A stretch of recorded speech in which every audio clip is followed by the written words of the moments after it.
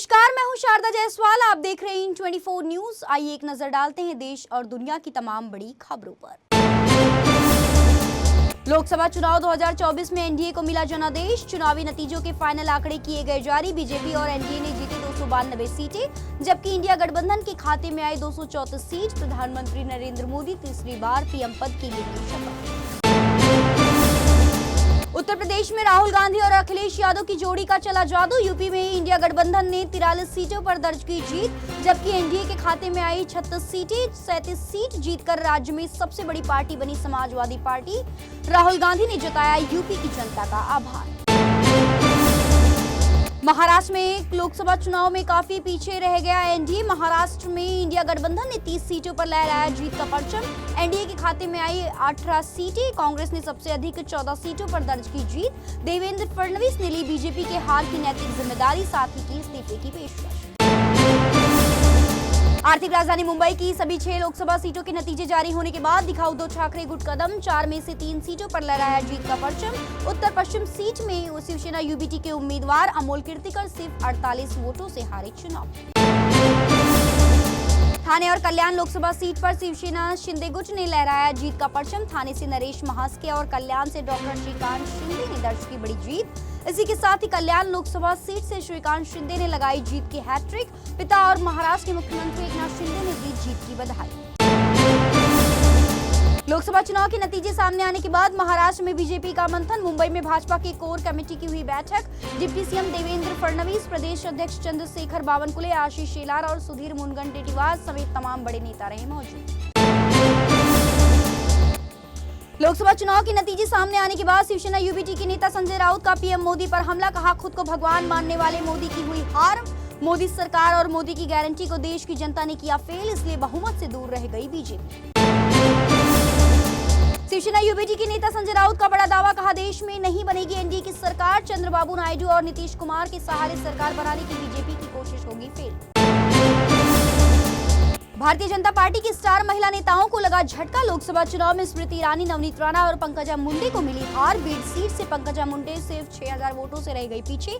अमेठी में स्मृति ईरानी को 1,60,000 से अधिक वोटों से मिली पराजय। लोकसभा चुनाव में नहीं दिखा भोजपुरी स्टार पवन सिंह और निरहुआ का दम। काराकाट से पवन सिंह तो वहीं आजमगढ़ से दिनेश लाल यादव उर्फ निरहुआ को मिली हार। हार के बाद पवन सिंह ने समर्थकों का जताया शुक्रिया। कहा, नहीं करते हार का शो। लोकसभा चुनाव में फिर दिखा बॉलीवुड का दम। अभिनेत्री कंगना रनौत और हेमा मालिनी ने दर्ज की जीत। मथुरा से हेमा मालिनी ने लगाई जीत की हैट्रिक, तो वहीं कंगना रनौत ने मंडी सीट पर कांग्रेस उम्मीदवार को चटाई धूल। पहली बार अभिनेत्री पहुंचेगी संसद। लोकसभा चुनाव में एनडीए को बहुमत मिलने के बाद दुनिया भर से तीसरी बार प्रधानमंत्री बनने के लिए पीएम नरेंद्र मोदी को मिल रही बधाई। इटली के प्रधानमंत्री जॉर्जिया मेलोनी, मालदीव के राष्ट्रपति मोहम्मद मोइज़ू और इजराइल के प्रधानमंत्री बेंजामिन नेतन्याहू ने पीएम मोदी को तीसरी बार जीतने पर दी बधाई। लोकसभा चुनाव के नतीजे सामने आने के बाद जल्द ही सरकार बनाने का दावा पेश करेगा एनडीए। 8 जून की शाम प्रधानमंत्री पद की शपथ ले सकते हैं नरेंद्र मोदी। एनडीए की बैठक में सरकार बनाने को लेकर हुआ मंथन। 7 जून को होने वाली बैठक में पीएम मोदी को चुना जाएगा संसदीय दल का नेता। सरकार गठन से पहले ही एनडीए में शामिल दलों ने बीजेपी पर दबाव बनाना किया शुरू। सूत्रों के मुताबिक लोकसभा स्पीकर के अलावा कई अहम मंत्रालय मांग सकती है। चंद्रबाबू नायडू की टीडीपी, नीतीश कुमार की जेडीयू ने की 3 कैबिनेट मंत्रियों का पद देने की मांग। इसके अलावा एक कैबिनेट मंत्री चाहता है शिंदे गुट।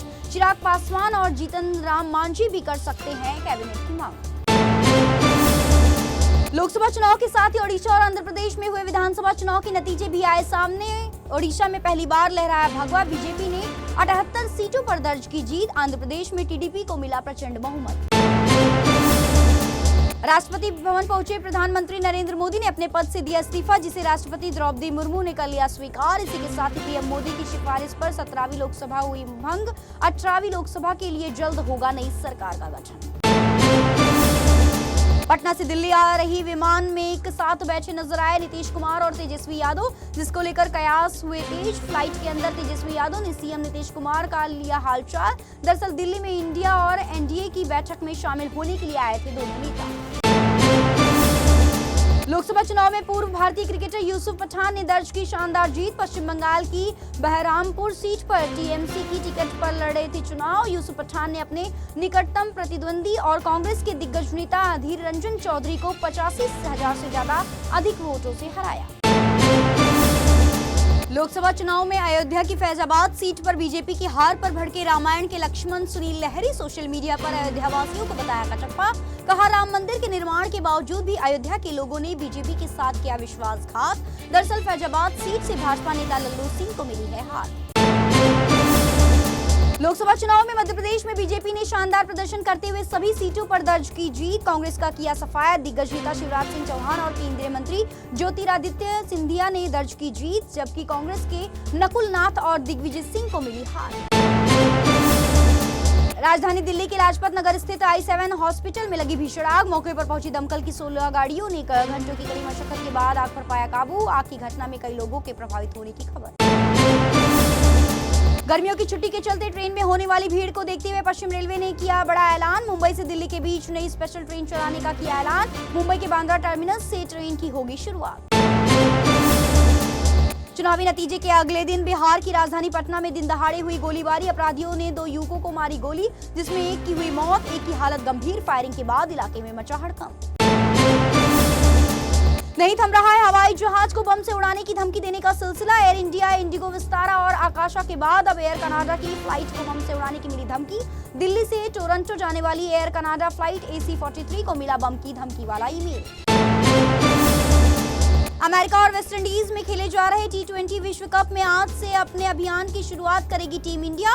पहले मुकाबले में आयरलैंड से होगी भिड़ंत। जीत के साथ T20 वर्ल्ड कप का आगाज करना चाहेगी टीम इंडिया। फिलहाल के लिए इतना ही। ऐसे ही ताजा तरीन अपडेट्स को जानने के लिए इन 24 न्यूज चैनल को लाइक, सब्सक्राइब और शेयर करना बिल्कुल ना भूलें।